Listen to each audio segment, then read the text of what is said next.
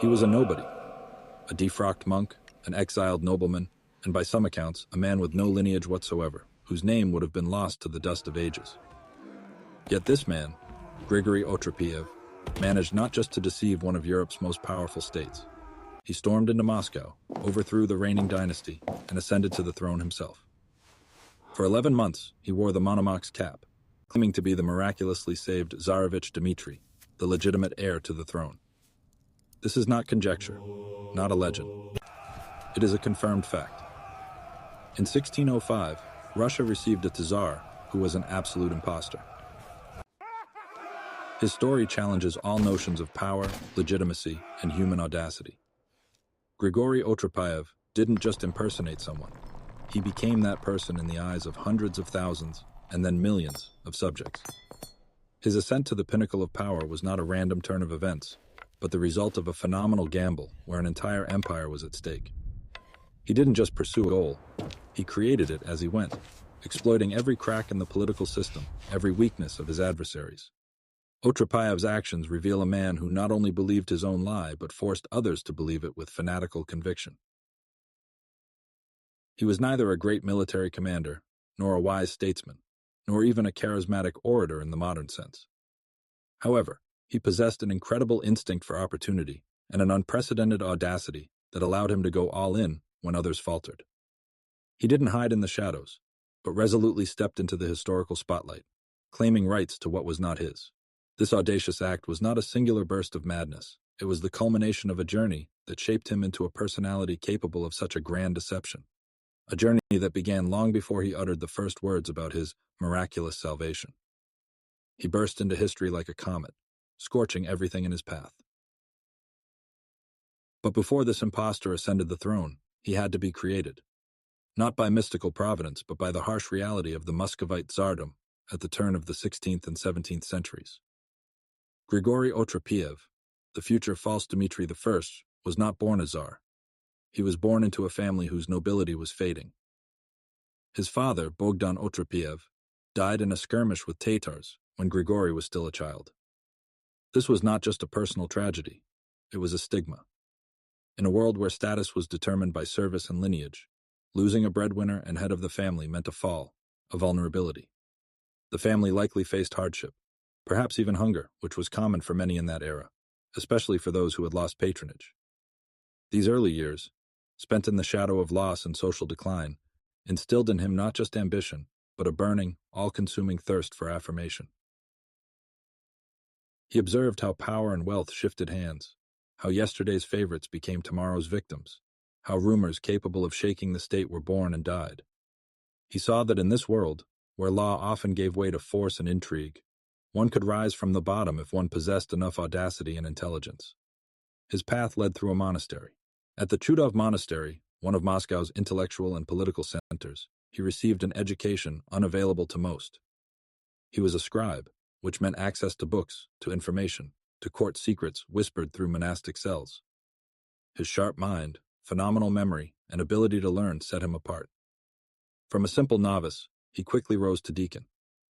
But monastic life, with all its strictures and limitations, could not hold a man whose ambitions already stretched beyond church walls. He saw monks who, like him, came from noble but impoverished families. He saw their humility, their submission to fate. And he made a decision, not to be one of them.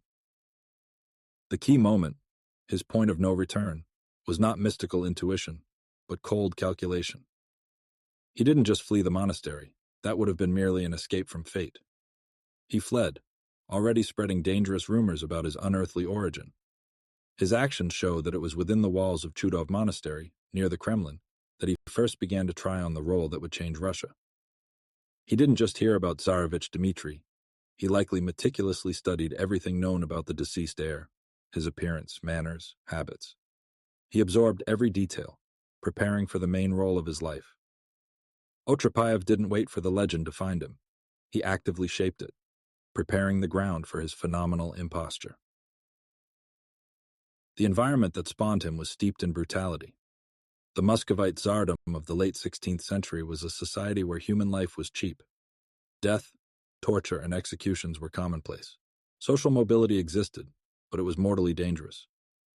Rising required not only talent, but ruthlessness, a willingness to step over others. Falling from a height was swift and, as a rule, fatal. In this world, where every day could be one's last, where betrayal was the norm and trust a luxury, Otrepyev learned to survive. He learned the lesson. To achieve something, one must not just want it, but be ready to risk everything. His subsequent actions confirmed that he fully embraced this principle. He saw no point in half measures. He didn't just want to improve his position, he wanted everything. Absolutely everything. It was this striving for boundless power, supported by incredible luck and the ability to exploit others' weaknesses, that would soon lead him to grandiose adventures. Having left the borders of the Muscovite Tsardom, the defrocked monk Grigory Otrepyev did not merely flee persecution. He fled towards his destiny, towards his throne. Poland, with its ambitions and thirst for influence over its eastern neighbor, became the ideal springboard for his audacious plan. Here, far from Moscow's walls, he began to enact his grandest deception, his first adventure, the royal gambit and the path to Moscow. His plan. False Dmitry understood that his legend of the miraculously saved Tsarevich Dmitry, however incredible, needed powerful support. His plan was to convince Polish magnates, and if possible, King Sigismund III himself, of his authenticity and royal right. He promised not only political concessions but also the possible conversion of Russia to Catholicism, opening the way for Poland's geopolitical dominance in the East. To achieve this, he methodically studied Polish customs, mastered the language, and demonstrated chivalrous manners and a deep knowledge of European politics, which was rare for a Russian at that time. He skillfully played on the ambitions of the Polish nobility, offering lands, titles, and boundless opportunities in a conquered Muscovy. Execution. In Krakow, and then in Sambir, False Dmitry found his first patrons, the powerful magnates Adam and Konstanty Wishniowiecki, and soon after, Jerzy Mniszek, voivode of Sandomierz, who became his main sponsor and future father-in-law. They provided him not only money, but also armed men. Soon, a motley but combat-ready army gathered under the impostor's banners: Polish mercenaries, Cossacks, Lithuanian nobility, and runaway Russian servicemen. In October 1604, with an army estimated at 4,000 to 6,000 men, he invaded Russian territory. Initial successes, the capture of Moravsk, Chernigov, and Putyvl, were followed by a heavy defeat at Dobranichi. Tsar Boris Godunov's army, led by experienced commanders, dealt a crushing blow to the impostor. His army dispersed. Many Poles fled, and Cossacks scattered into the forests. It seemed the adventure was over. But False Dmitry, showing incredible resilience, did not give up. He returned to Putyvl, where he was met as a legitimate sovereign, and then, thanks to the support of Cossacks and peasants dissatisfied with Boris Godunov's rule, began to gather new forces. Unexpected turn. In April 1605, as False Dmitry's forces slowly but surely advanced towards Moscow, and Boris Godunov prepared for a decisive battle, a fateful, utterly unpredictable turn for the impostor occurred. Tsar Boris suddenly died. This news spread through the country like wildfire and changed the course of history. Godunov's death deprived his son, Fyodor Godunov, of his last support. Troops previously loyal to Moscow began to defect to the impostor's side in entire regiments. Yesterday's opponents swore allegiance to the miraculously saved Tsarevich. In June 1605, to the jubilant cries of the crowd, False Dmitry triumphantly entered Moscow. Consequences. Less than 2 months later, on July 21, 1605, Grigory Otrepyev, the false Tsarevich, Dmitry Ivanovich, was solemnly crowned Tsar. He sat on a throne that had recently seemed an unattainable dream. His audacity, intelligence, and incredible luck had brought him to the pinnacle of power. He became the full-fledged sovereign of a vast country, without shedding a drop of royal blood and without a single legitimate right. This was the peak of his power, a moment when he seemed able to dictate his will to everyone. His second adventure. The impostor Tsar on the throne and fatal mistakes. His plan. Having established himself on the throne, False Dmitry began to implement his version of Tsarist power. He sought to portray himself as an enlightened European monarch, capable of reforms, and simultaneously to strengthen his legitimacy. His plan included demonstrating favor to the common people, combating corruption, and marrying the Polish aristocrat Marina Mniszek, which was supposed to strengthen his ties with Poland and confirm his royal origin. He planned to carry out a series of reforms, including military ones, and even to start a war with the Ottoman Empire. Execution. The first months of his reign were marked by energetic activity. He received petitions from common people, promised to alleviate their plight, which created an image of a good czar. He abolished some taxes, declared an amnesty, and even personally participated in meetings of the Boyar Duma, demonstrating an unprecedented openness for a tsar. False Dmitry actively received foreign ambassadors, demonstrating knowledge of European languages and customs, which caused surprise and admiration. However, his behavior also caused growing dissatisfaction among the Moscow nobility and clergy. He disregarded ancient customs, did not nap after lunch, did not visit the bathhouse, shaved his beard, all of which was perceived as a departure from orthodox traditions. His overly free communication with boyars, jokes, and familiarity violated the immutable etiquette of the royal court. He displayed astonishing self-confidence, ignoring warnings about growing discontent.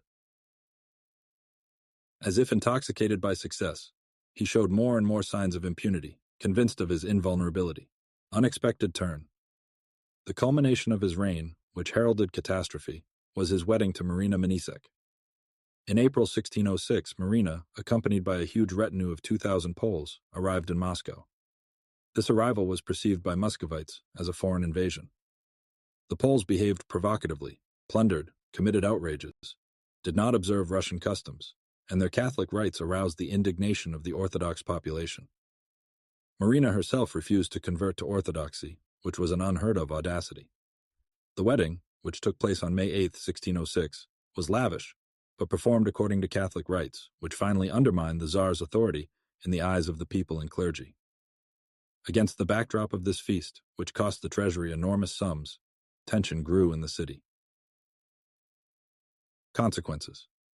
The impostor, who had reached the pinnacle of power through deception and audacity, proved unable to hold it.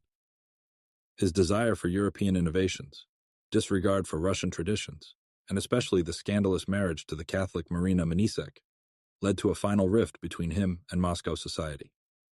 A sense of impunity blinded him, preventing him from seeing the approaching threat. He ignored conspiracies, believing himself invincible. His reign, which lasted only 11 months, ended in a bloody massacre. But behind him, in the shadow of palace intrigues, there were always those who pulled the strings, those who believed in his star, and those who longed for his downfall. Grigory Otrepyev's audacious adventure was driven not only by his own ambition, but also by a carefully constructed network of patrons, each pursuing their own goals. The main puppet masters, without a doubt, were the Polish magnates. Adam and Konstanty Wisniewicki, who first believed or pretended to believe in the Tsarevich, saw him as a tool to expand their influence eastward, to gain lands and wealth that could be taken from the Muscovite Tsardom. Their calculation was simple. Weaken a powerful neighbor. Place a puppet on its throne who would be willing to make concessions in favor of the Polish-Lithuanian Commonwealth. A special place in this conspiracy was held by Jerzy Mniszek, voivode of Sandomierz, a man deeply in debt and desperately in need of funds. He became not just an ally, but also the impostor's father-in-law, giving him his daughter Marina. This marriage was not only a political deal, but also a financial scam. Mniszek received enormous promises from False Dmitry in the form of Russian lands, monetary payments, and even the right to mint his own coins. These promises, recorded in the Dimitrov Act, demonstrate the scale of the mercenary interests driving the Polish nobility.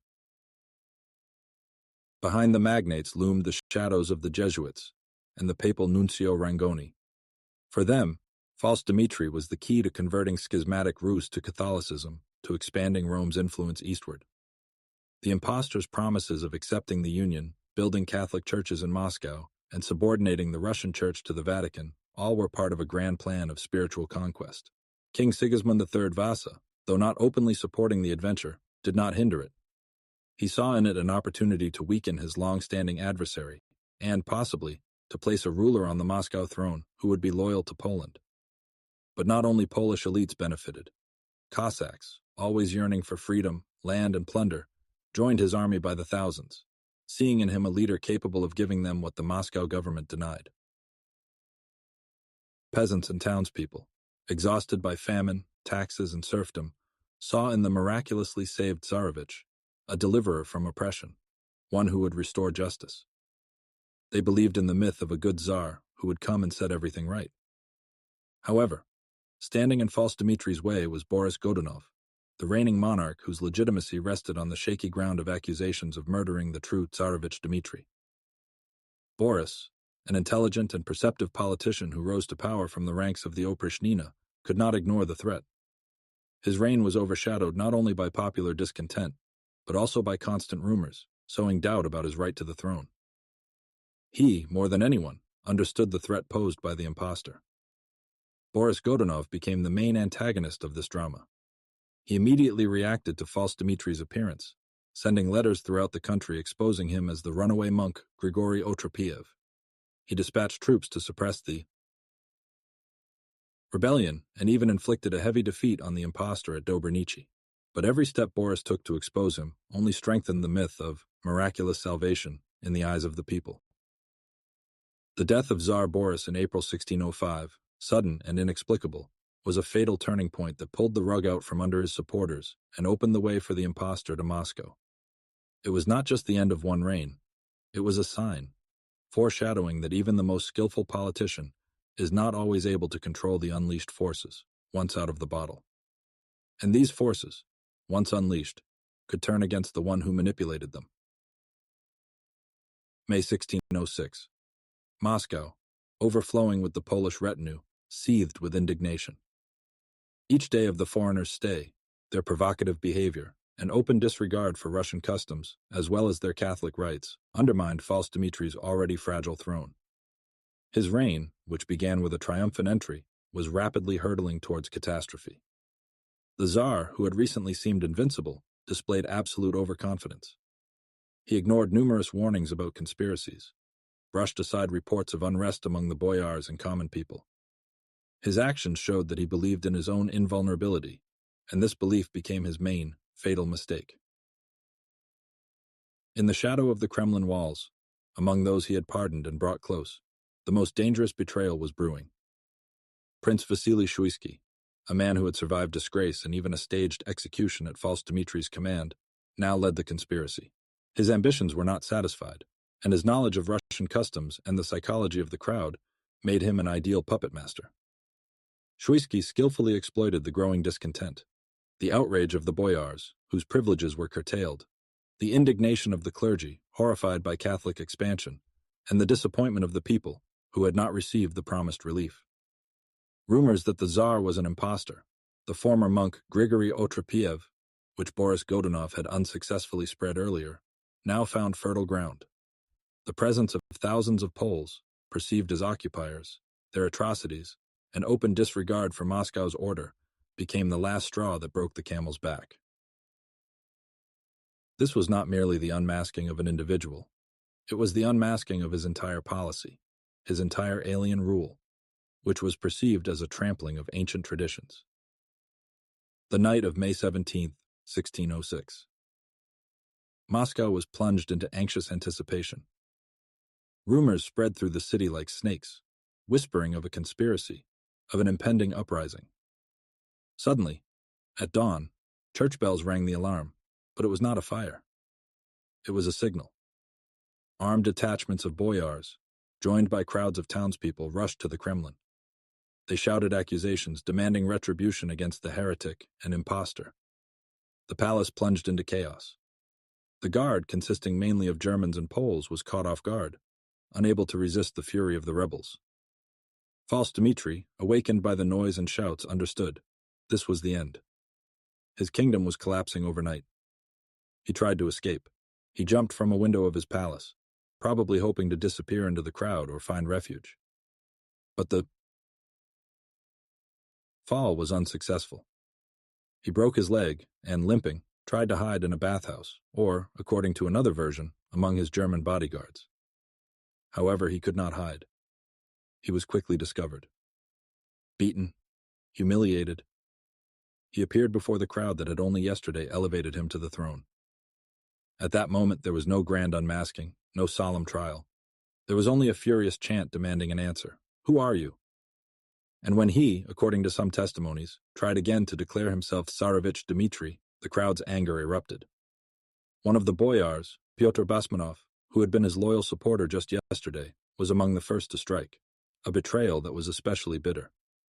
This was not just a murder. It was a public execution, an act of ritual purification. False Dmitry's body, pierced by arrows and stabbed with pikes, was thrown onto Red Square. His face was disfigured. His naked corpse lay there for several days, subjected to mockery, until the crowd dragged him out of the city to burn him. The ashes, according to legend, were loaded into a cannon and fired towards Poland, from where he had come. Thus ended the ignominious adventure of Grigory Otrepyev, a man who dared to defy fate itself, and for a moment seized the most powerful throne of the Russian Tsardom. But even after such a demonstrative reprisal, the story of False Dmitry did not end. His figure, his audacious journey, and his fall became merely a prologue to even more turbulent events, as well as a vivid testament to how easily people succumb to illusions and how fragile power founded on deception can be. The story of False Dmitry I is not just a chronicle of one impostor, but a powerful lesson about the fragility of power built on myth and the boundless human capacity for self-deception. The paradox of his legacy lies in the fact that he, being a lie, managed to become a reality, albeit for a short time, and then that reality was destroyed by the very force that created it. Belief. He didn't just deceive people. He masterfully exploited their deepest desires and fears. In conditions of instability, famine, and turmoil, the people yearned for a true Tsar, a legitimate heir who would restore order and justice. False Dmitry offered them not just a person, but an entire narrative. A resurrected Tsarevich, sent by God to save Russia. This narrative was so convincing that people wanted to believe it, actively turning a blind eye to contradictions. He didn't invent the deception. He merely gave form to an already existing collective expectation of a miracle. His strength lay in personalizing hope. But the greatest mechanism of deception in this story was not only False Dmitry's calculated move, but his own gradually increasing self-delusion. His ascent to the throne, his triumphant entry into Moscow, his coronation, all seemed to confirm his divine destiny. He began to act not as a cunning adventurer, but as a czar who, he likely believed, was permitted everything. His reforms, his disregard for Russian customs, his European manners, all demonstrated confidence in his own exceptionalism. He ceased to be merely a mask. He began to believe in his role, in his mission. This overconfidence, bolstered by success, paralyzed his ability to see real danger. He ignored warnings, failed to notice the brewing conspiracy, because his consciousness was already consumed by his own grandeur. The story of False Dmitry is a timeless narrative about how the pursuit of power can distort reality, and how easily people are willing to believe a beautiful lie if it promises a solution to their problems. It is a story of charisma that can move crowds, of how societal expectations shape leaders, and of how far a person can go when the line between role and identity blurs. And finally, it brings us to an uncomfortable question. If a man who based his rule on total lies could hold power for so long because people yearn to believe, then to what extent are